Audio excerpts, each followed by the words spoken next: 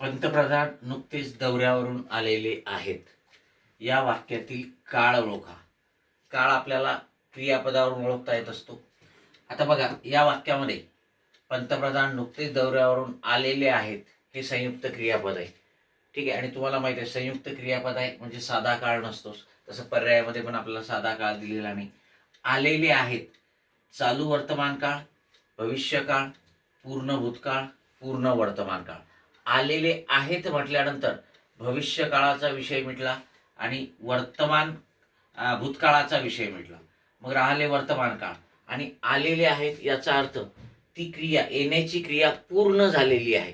ठीक आहे. आणि म्हणून पंतप्रधान नुकतेच दौऱ्यावरून आलेले आहेत या वाक्यातील काळ जो असेल तो पूर्ण वर्तमान काळ असेल.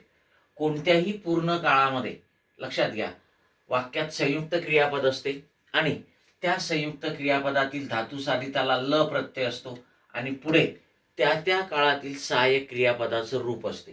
मग इथे वर्तमान काळ आहे म्हणून आहेत, भूतकाळ आलेले होते, भविष्यकाळ आलेले असतील, अशा प्रकारे.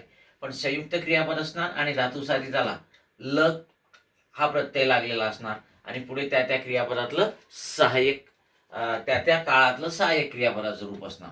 मग पूर्ण वर्तमान काळाचं हे वाक्य आहे. आलेले आहेत म्हणजे ती क्रिया नुकतीच पूर्ण झालेली आहे, आणखी भूतकाळात जमा झालेली नाही. Okay, yes.